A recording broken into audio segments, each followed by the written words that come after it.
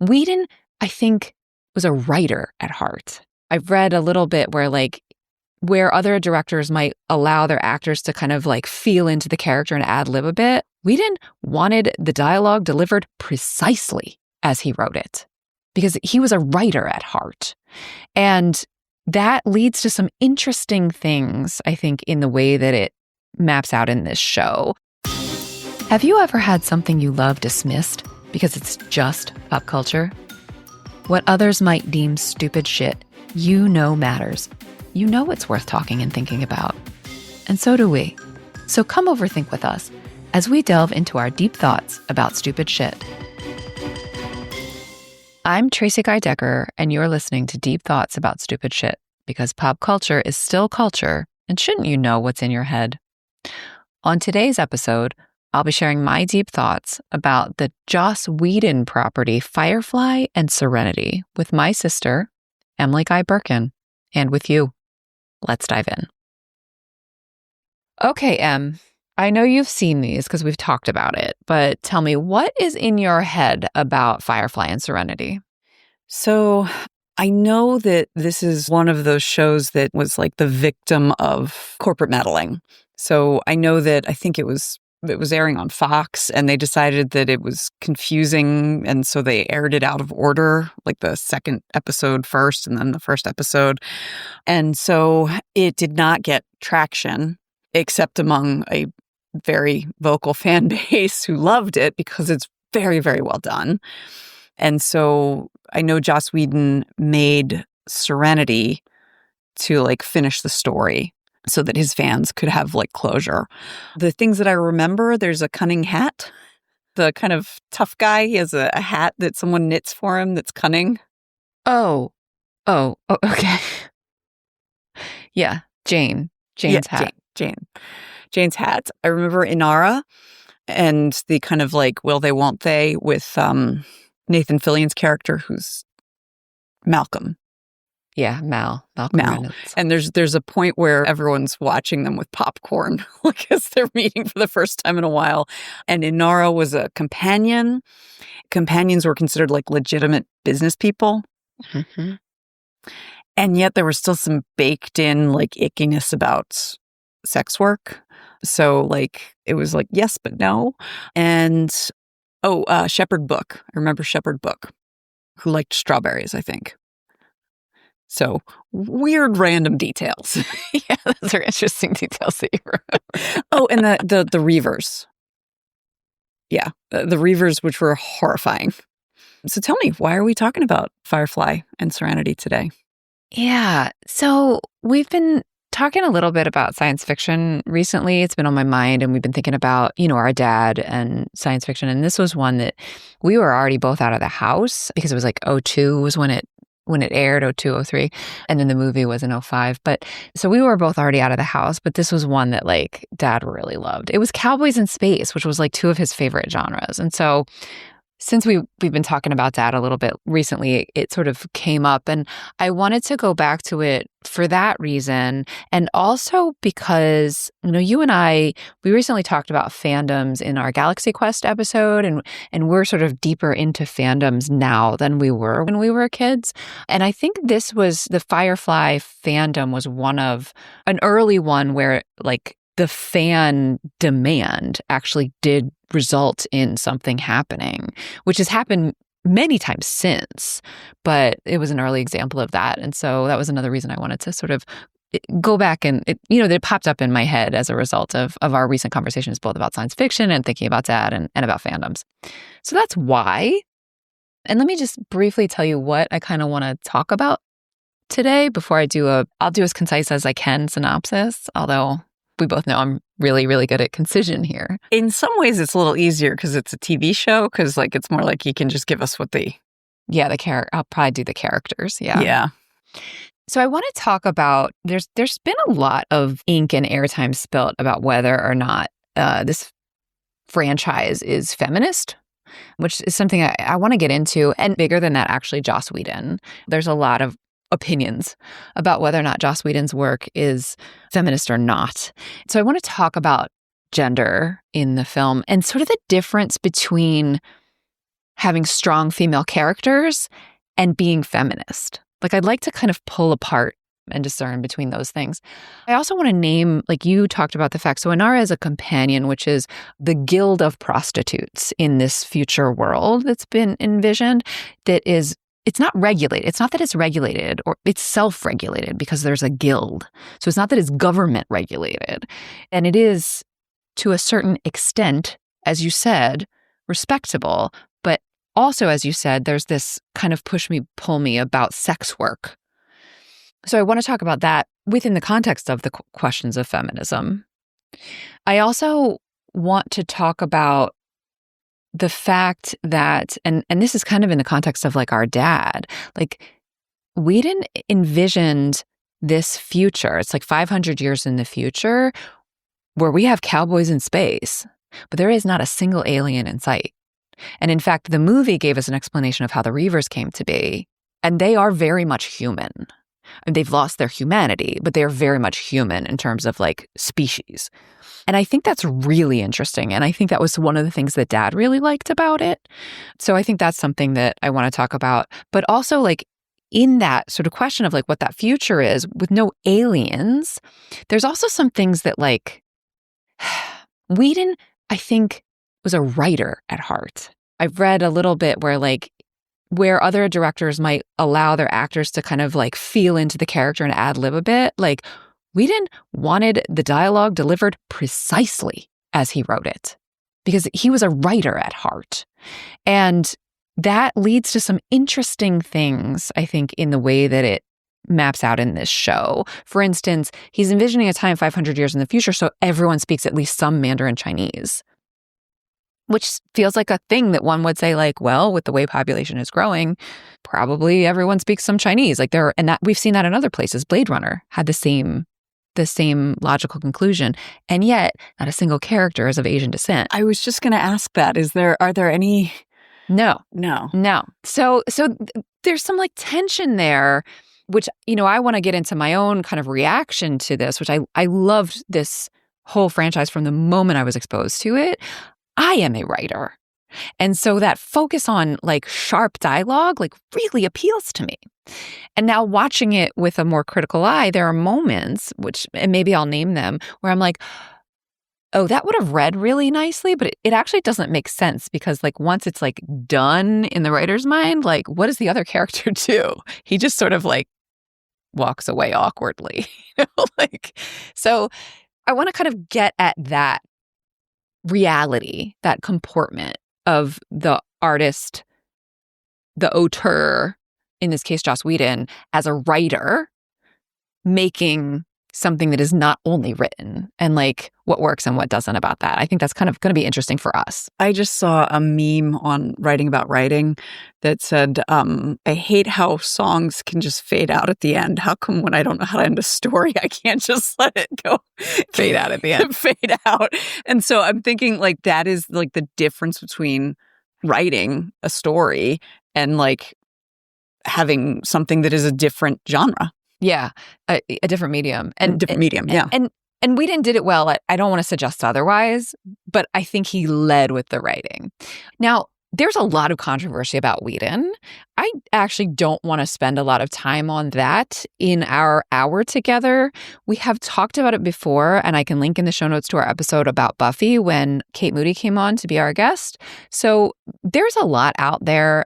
The only thing I want to say about it, and maybe we'll do another episode, I think, like Neil Gaiman, actually, I think Joss Whedon had a very lonely and awkward childhood because of how smart and weird he was.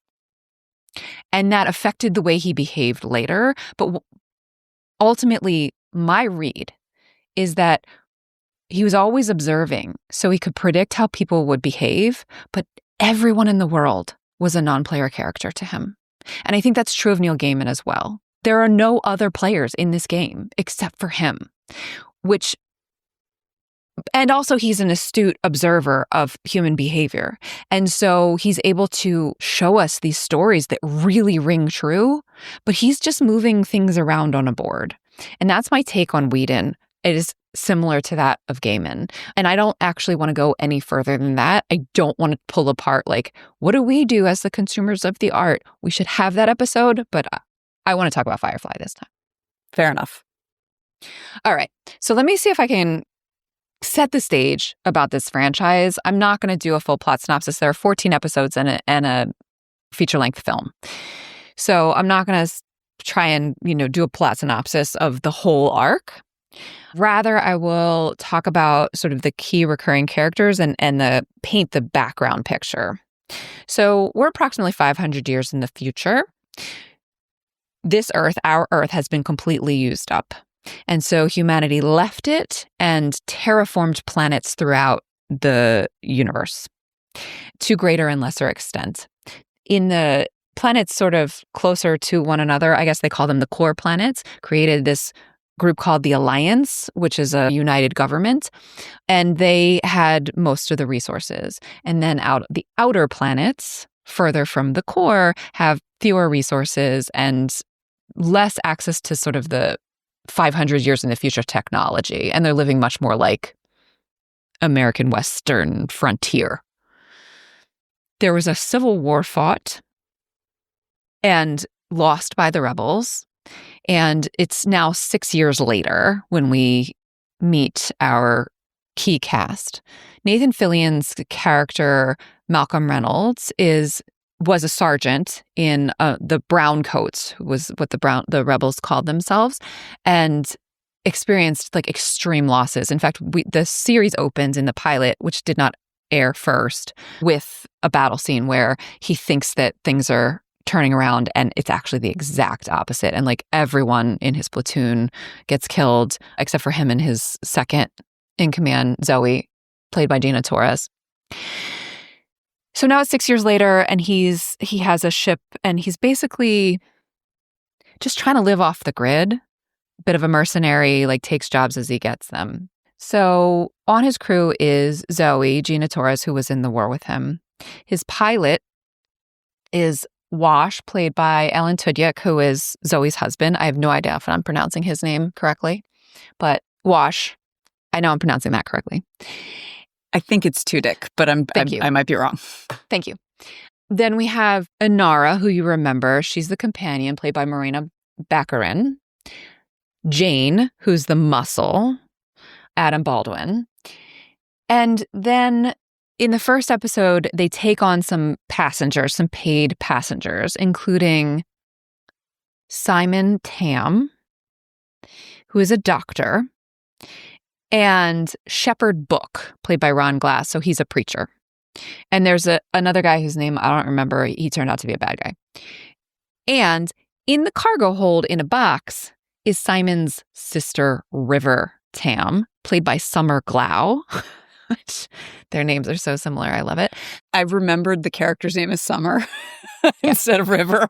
Yeah, it's the actress's name. And River is beyond a genius. Like, she is out of this world smart, and also to a degree a psychic. And the Alliance had sort of lured her into an academy where they did experiments on her. They basically turned her into a weapon. We don't fully learn that until later.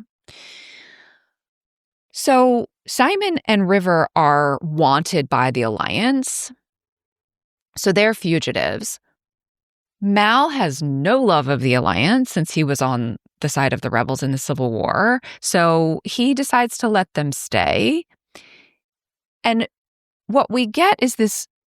Isn't there an engineer too? Like Kaylee? Oh, yes, Kaylee. Thank you. Kaylee. Yes. Kaylee is the mechanic, and she is played by Jewel State. And Kaylee is another sort of prodigy where she's not trained, just knows how engines work intuitively. And she's like a master mechanic and can fix anything. She's also like adorable. She totally has the hots for Simon. He's kind of busy, like trying to like not die and save his very damaged, very gifted sister. So that's our cast of characters, and we get to know each of them relatively well, except River, who's mostly a plot device. And Mal is definitely our hero, right? Like, I mean, each of them has a role, but like Mal as the captain is our hero. And he has this integrity, but it's like honor among thieves. Like, we watch him from the very beginning kill people, double cross folks. Like, we learned that in the past, there was somebody that he wants to go see who tried to shoot him because of a deal gone bad. Like, he's this anti-hero who's also a hero, which is kind of fascinating, I think. But we're meant to see him as this sort of like tough guy with a heart of gold, right? And he's definitely our hero. And what's also interesting about him is Fillion is very handsome. I think he's still very handsome. But back then when he was, I mean, this is 20 years ago, and like, he was a heartthrob. Yeah, he really was.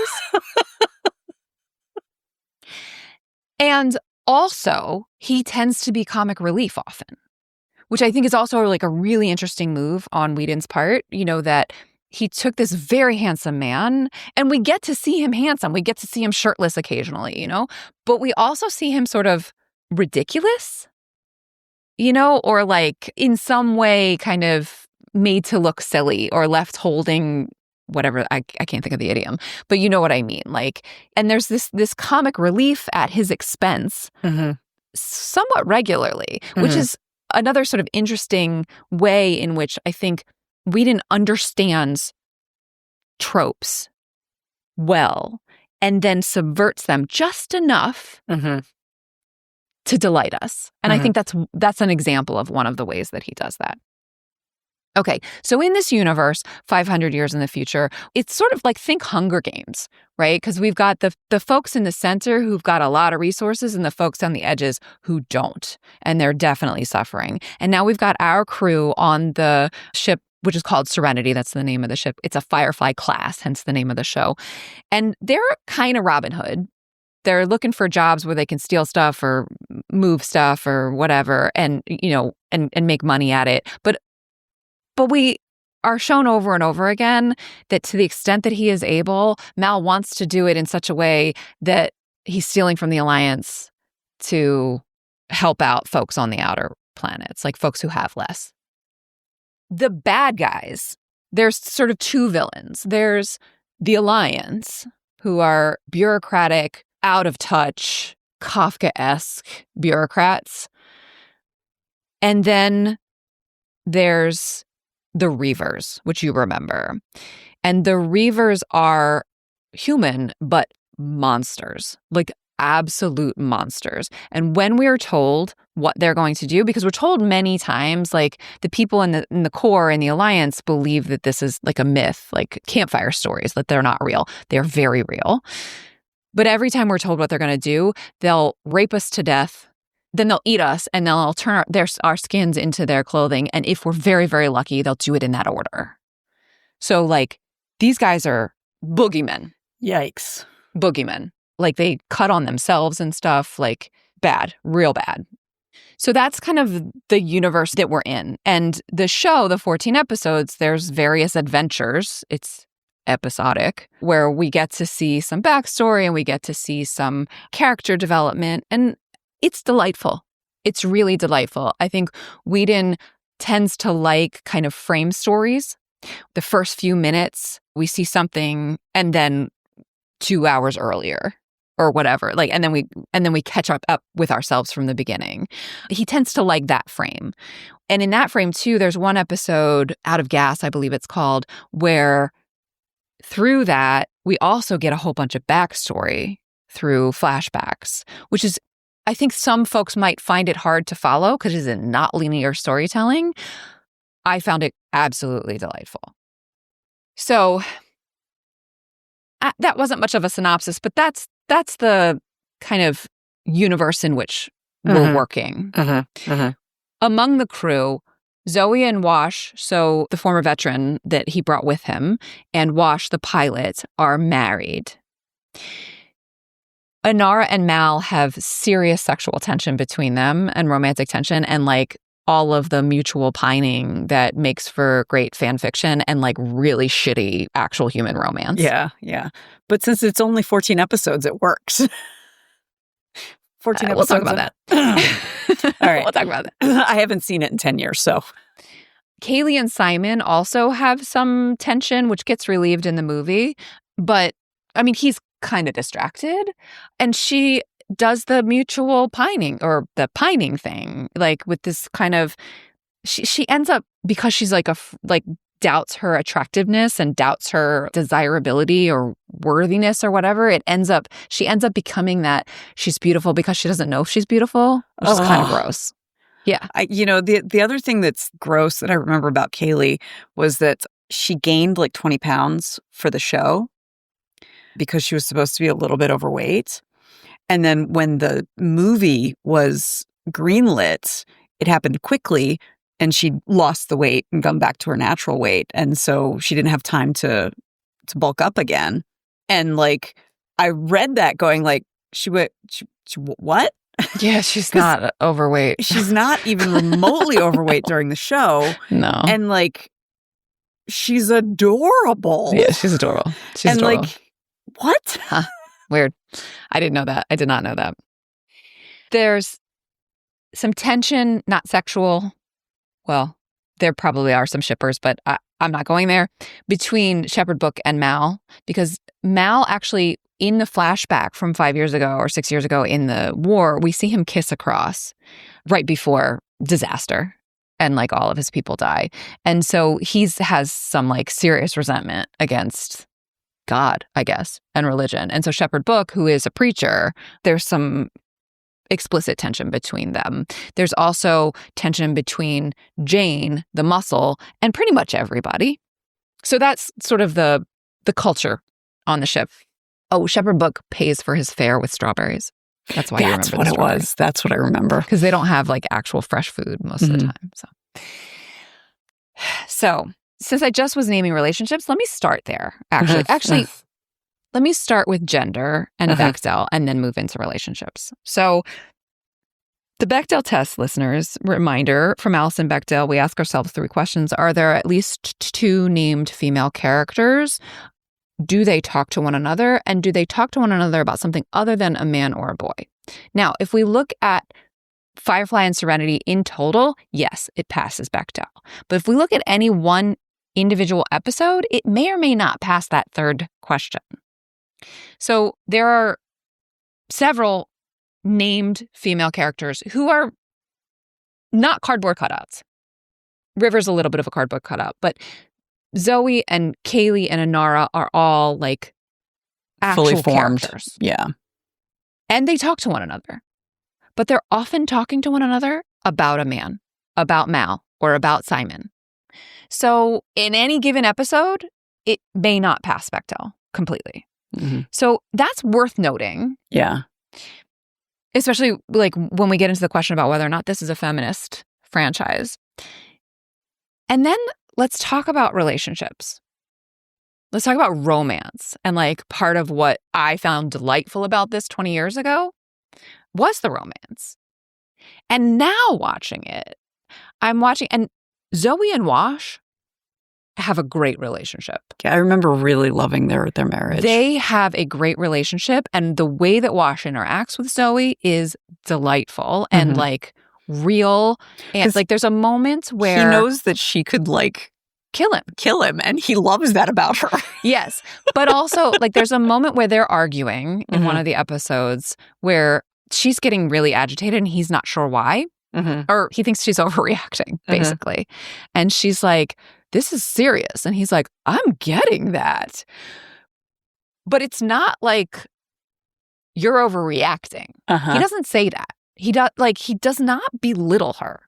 He sort of is like, yeah, I'm getting that. And there's that specific moment between the two of them just felt like arguing among equals, which I really, really appreciate, even in rewatch. So that relationship feels really good to me, like a good model of a heterosexual coupling. It is the only example. So Inara, who was born on the planet where the academy is for companions, like this was always her path. So she's been trained to be attuned to other human beings from childhood. And yet, the sexual tension and the misunderstanding and the talking past each other that happens between her and Mal is straight out of 2005. And that feels disappointing. Because part of, I think, what can be delightful about science fiction is when we sort of say, like, okay, well, what if? And then we spin out the logical conclusions.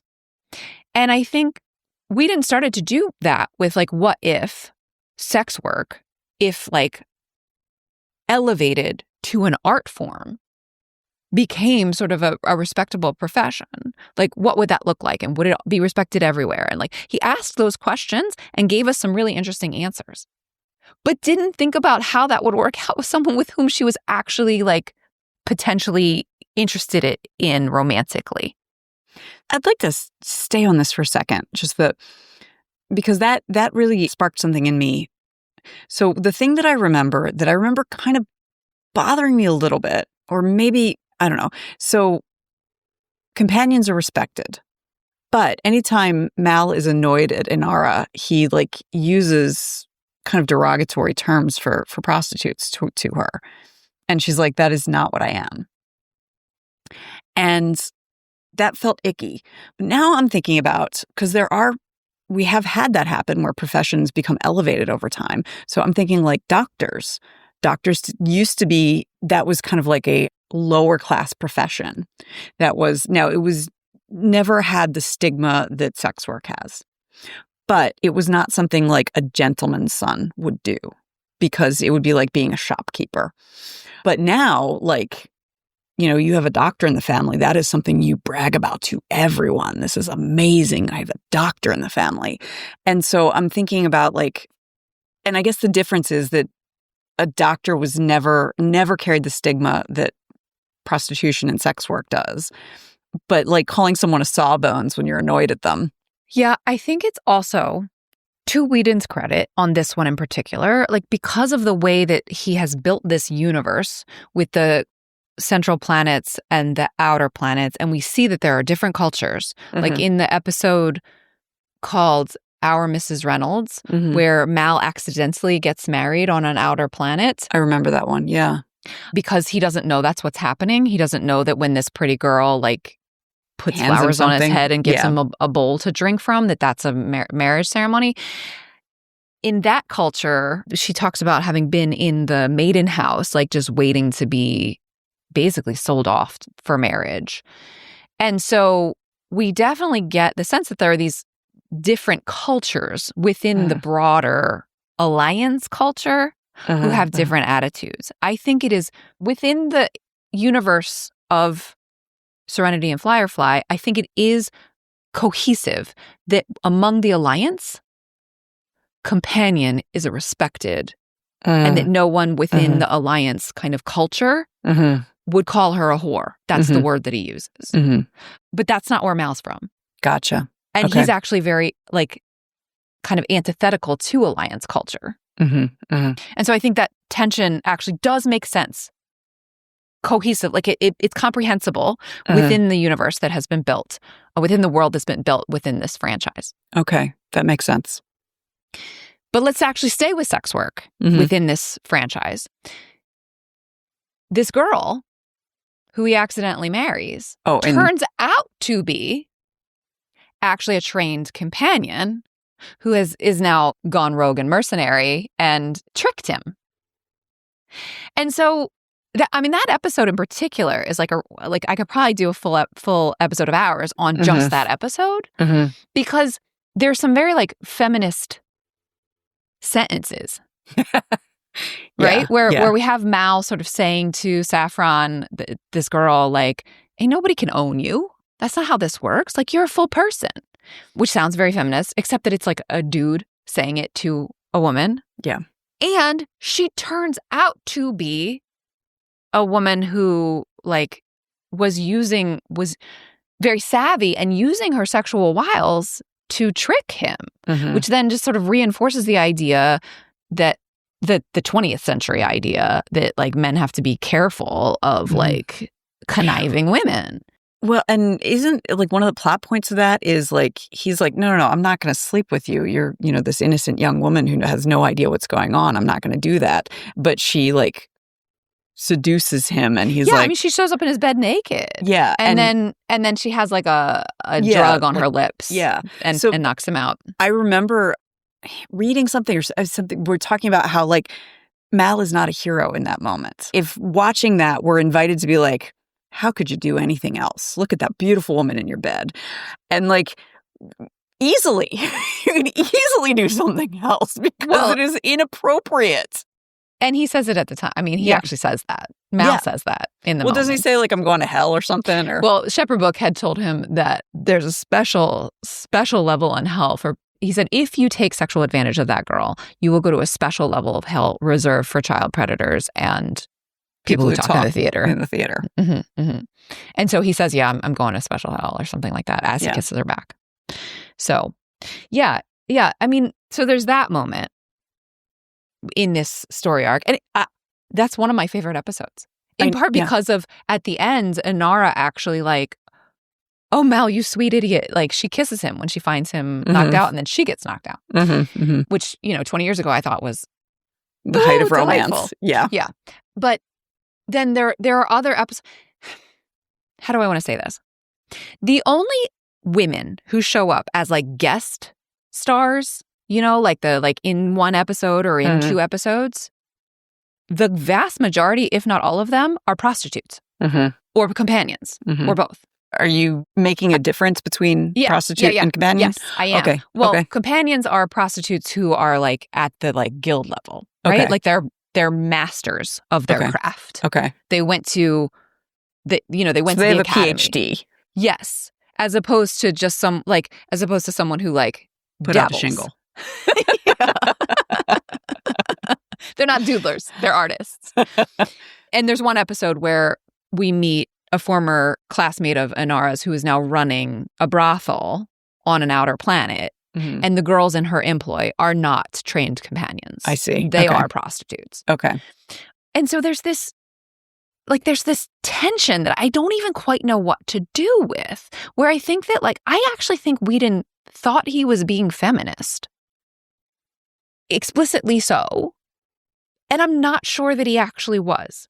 He gave us some kick-ass female characters, which is on the way to feminism. But it's not all the way there. And I think, it's true that the sex workers that we meet, even the prostitutes who are not trained companions, don't have pimps. They have full agency. They choose their clients. Like the things that, kind of give dignity to sex work and make it work and not servitude. And yet, there's this still this push me, pull me, in that episode I just named where there's the brothel, there's a scene that's very disturbing with one of the women who has betrayed her sisters from the brothel for money. And the man, the leader of the bad guys, is like, now you're going to show everyone a woman's place. And he makes her kneel and go down on him, on a balcony. Yeah. Oh. Yeah.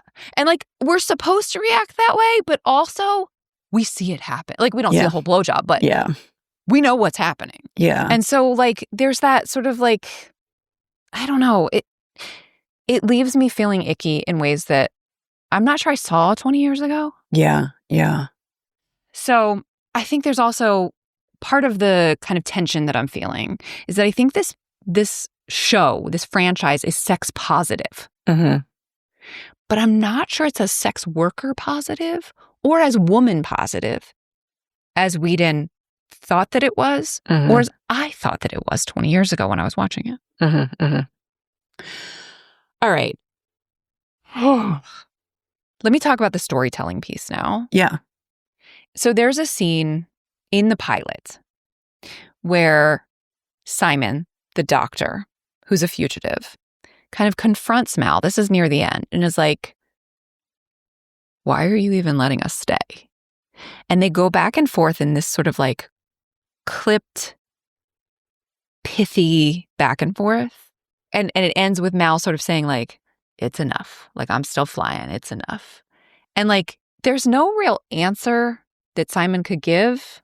Or let me restate that. I think the writer in me says, that's a complete thought. But the human being who actually has conversations with other human beings is like, the conversation isn't actually over. Mm-hmm. Right? So like this time watching it, I'm like, what does Simon do now? And he just like, the camera watches Nathan Fillion look off at, out the window of the spaceship because he's flying. He's at, at the helm and sort of like this cute little smile. And in the background, Simon just walks away. So it's like the song fades out on Simon. And as a writer, chef's kiss. It's beautiful dialogue. And as like a viewer, I'm like, I think someone would have said something else.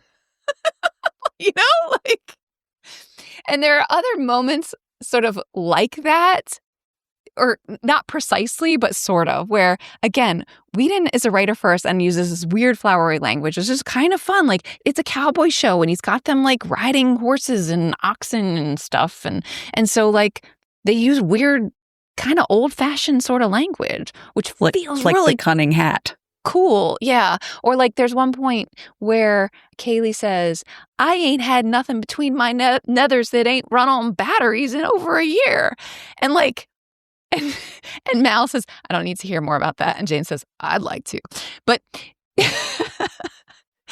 but the use of the phrase nethers, like, and there are other moments like that where they say, I suppose, and like just sort of like folksy and old fashioned. And also they speak Mandarin. And like, I loved it. I don't know that it's actually like just based on the way that language, we've seen language in the past 20 years. It doesn't feel true. And like, it's Cowboys in space, Trace. Like, why are you looking for true? But also, science fiction, like, he's taking it seriously. Like, he actually is trying to ask the questions like, what if? What would it look like? I think the language of Firefly and Serenity, as much as I love it, is not what it would look like. So that's like a tension that I'm seeing now that I did not see at all 20 years ago. I just ate it up. I loved it.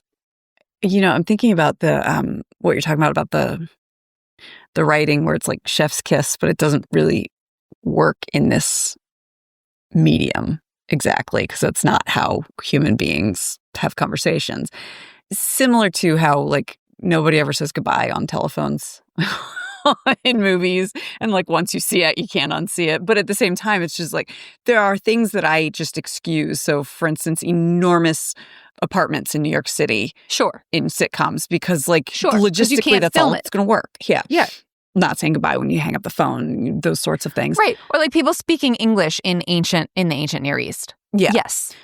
But what it sounds like you're pinpointing here is like an incomplete job of the writer. So like, or like he's refraining from killing his darlings. Yes, it is that and the incomplete. Yes, both the incomplete job and the refraining from killing darlings. Yes. And the darlings are darling, and I loved them the first time I watched it. Mm-hmm. And but the incomplete shows up in the fact that they all speak at least some Mandarin, Mm-hmm. and there are no people of Asian descent. Mm-hmm. Right? Like that's where the sort of incompleteness is. Mm-hmm. Mm-hmm. It may be the case. I did not do like a very careful line by line analysis, friends. But it may be the case that Alliance folk speak with more sort of standard grammar and lexicon than the folks like Kaylee and Mal who are meant to have been from outer worlds. That may be the case. I don't know. But even sort of the idea that there's something poetic about the idea that the language and the dialect would have reverted to, I don't know, Appalachia in these worlds that look like Appalachia. I don't think it's a darling, I guess. Or maybe it's a shorthand. Maybe I'm not being fair. Now, To be fair to Whedon, the Appalachian dialect, as I understand it, linguists believe it is the closest to the English dialect from the settlers who came to America. Yeah, I've heard that too. So things do linger for a long time. Yeah. I'm not sure that kind of linguistic history is what he had in mind, though. Because he also shoved the Mandarin in. So yeah. And it's lingered the way that it has because the culture's so isolated. Yeah. Yes. And people stayed. Yeah. They didn't go to far-flung right. They weren't, settlers on far. Yeah. Yeah. So, yeah. So the last thing I want to name, which I didn't say in my, initial, but I just want to lift it up here in terms of storytelling and killing darlings. He literally kills two characters in major characters. If Serenity is fan fiction of Firefly, mind the tags, friends. Major character death. And it's both shocking and also I have to, grudging respect. That's what the story needed. That's what the story demanded. Shepherd book would not have survived the attack of there's in the movie, the Alliance has sent an assassin. The movie is kind of after the show, but also kind of rewrites a little bit. There's some continuity issues that if you really care, the Firefly Serenity fans, go check it out on the wiki. I'm not deep enough in the weeds to get into that. But the Alliance has sent an assassin to get River, and through the course of running from him, we discover actually that the Alliance created the Reavers accidentally. The assassin destroys all of the safe houses where Serenity would go, including now Shepherd Book is off the ship and has created his own, was running his own little settlement called Haven, and the Alliance destroys all of it, kills them all. And Shepherd Book wouldn't have survived. That, I think, if that is the storyline that we were writing, that is what would have happened. Now, Wash dies right before the climax of the film, which I don't think was required by the story, but it did feel useful insofar as we're on the edge of our seats as the viewers. Our guys are in peril. Our beloved heroes are in peril. Having one of them actually die lets us know this is real. This shit and is we're real. Not, and we're not pulling punches. And it's a universally beloved character too. I think if Jane had died, it would have been well, yeah. Right. I think you're right, because Jane is a dick. He says misogynist things. He says terrible things that, to be fair to the show, the characters call him on. When he says awful shit, people call him on it and confront him. And at one point, because he does something awful, Mal almost puts him out the airlock. But Wash, everybody loved. He just was this goofy, he's a very skilled pilot, but just this goofy guy who adores his wife and likes the job, So yeah, I think you're right that killing Wash in particular, not Jane, I think Kaylee would have had a similar effect. Yeah. Really raised the stakes for the fans. I will say that specifically the Firefly fans. I actually encountered this franchise the wrong way around. I was not a Firefly fan. I was at our dad's friend's house, Alan's house. And it was new, and I watched it with their family, and the Serenity Serenity, and I had never seen Firefly, and I didn't know what was going on, and I was like, "What is she wearing? Why is she wearing that in space?" About Inara, because I did not understand why would you wear that on a spaceship? So I wasn't quite as moved by Wash's death the first time around because I didn't have that background. So if you took Serenity as a standalone, which I think you can actually, it's a good film, but for those who were coming in, which is the reason it was made, having him die in that moment really raised the stakes in a way so that we understood that we're taking this story to its logical conclusions, whatever they might be. Yeah. Whedon is a good storyteller. He's a really good storyteller. I'm not making a judgment on his character. But I think the fact that Wash and Shepherd Book die in the movie is actually evidence of his good storytelling. Yeah. We're running a little short on time. You have not yet gotten to the no aliens. Oh, thank the sci-fi tropes. Yes. So one of the things that like I think is really interesting about this, and that the movie like really tied up neatly, is the fact that like Earth dried, like we used it up and we went out there, and unlike Star Trek, where they use like new alien cultures as the kind of episodic plots, there are no aliens. It's not a shortcut. He refused to take that shortcut. There's a shortcut to say like, well, what if there's an alien race and they do blah, blah, blah, you know? And there are interesting questions to ask and answer with that kind of shortcut. We didn't do that. And I think there's something, again, like really, really interesting and like speaks to his power as a storyteller. And Tim Minear too, who helped write it, that they sort of said like, okay, well, what does it look like? What does space travel look like? What happens to human culture? Just human culture. We don't need intervention of outsiders outside of the human race in order to like have the drama and the conflict and the war and the mistreatment. We don't need Martians to make that happen. Like, let's take this really seriously in humanity. And I remember Dad really appreciating that. Yeah. You know, this reminds me of the way that you're putting this. I don't remember, but at some point there was this historical fantasy that I read where it was, what if there were zombies in Victorian England, but what had happened was there was actual magic, and there was, in the midst of a war, the French sent tainted face powder. I remember you telling me about that. So it went to like very rich women. And because of that, like an entire ecosystem grew up around like protecting these women. So like there was a company that would send them like brain slices so that they could eat. And, you know, it was okay to be a zombie. But at the same time, there were men who, you know, used this as an opportunity to get rid of a wife. Well, she's dead, so I can remarry. And so this wife is without. So like it thought through the logical consequences. Monsters and Manners, I think, is the name of the book. But it thought through the logical consequences of like, well, what if this happened in something where we know how the society is? And so it feels like, what would our society be like in space? Right. And like really thought through the logical consequences of that.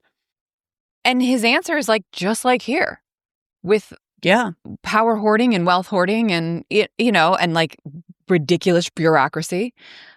Yeah. And the willingness to destroy anything, to gain more power, to create weapons, to exploit talents, and like the how the Reavers were created was a like really, really like affected me. Like that's something that has stuck with me. They pumped some sort of drug into the air in the terraformed planet that was supposed to like calm people. It was like Xanax. It was supposed to just calm people down. Yeah. And most of the population just laid down and died. But like 1%, 1/10 of 1%, it had the opposite effect. And they got extremely aggressive and they became Reavers. Yeah. Yeah. And like that stuck with me in part because I'm like, oh yeah, that seems like something. Totally. Totally something we would do. Totally something we would do. It contextualized the Reavers because they're a tragedy. Yeah. Although it's interesting, we don't really have time for it, but in the show, we meet a young person who witnesses Reavers destroy his entire, like he's on a ship, like a pioneers, and everyone gets killed, and they make him watch, and he becomes one, which I suppose is a trauma response, but that was like a different explanation from the show than what we had with this sort of drug in the air. I think that we can reconcile the two, but I actually think the solution in the movie was a later decision on Whedon's part. It worked. It worked. But yeah. Whew. All right. Let me see if I can remember the things that we talked about. There was a lot. So I think we talked. I spent some time thinking about whether or not this film is feminist, or not film, but franchise. And my answer is yes and. It's sex positive, but it's not always sex worker positive. We've got kick-ass female characters, but they don't always pass Bechdel. And we've got these kick-ass female characters who still end up in these like ridiculous like miscommunication. Oh, will he or won't he? Like she's beautiful because she doesn't know she's beautiful kind of ridiculousness that deeply like that just like resonated at the same frequency as my mental furniture at the time. I talked about the relationships that we do see. Wash and Zoe is really lovely, and that was really nice. But then there's the pining that we have with Inara and Mal and Simon and Kaylee. There's also all of the women we meet off the ship most of them are prostitutes or companions if they have any kind of real like speaking role, which I'm not sure what that means in Whedon's imagination of what the world is or what the future is. There are other jobs out there. Yeah. And there were other jobs out there in the Old West, well, too. And we even name that when Saffron, before we know she's actually a trained companion, like in this Mal explaining feminism to Saffron moments, he's like, there's work to be had. You can work in a factory or you can work in the field, or like we hear it from the characters' mouths. It was Cowboys in space, which is really fun. And part of the way that like gets conveyed is the Appalachian type folksy kind of archaic lexicon that they use, which is really delightful. And then when I start to scratch the surface, I'm like, I'm not so sure. And you named it that was maybe like Whedon and Minnie not killing their darlings. Or not being willing to kill their darlings. They were willing to kill their characters. And also, and you named this, and I think you're right, is that not sort of fully thinking it out, like not comprehensively. So they thought about the language, the fact that we would all speak at least some Mandarin Chinese, but they didn't put any people of Asian descent on the ship, or really any of the like character, like maybe an extra. So that feels a little inconsistent there. I talked about Whedon as sort of in the meta, like Neil Gaiman, kind of being very smart and very isolated, but also a keen observer of human behavior and thinking like no one else in the world is another player. They're all non-player characters.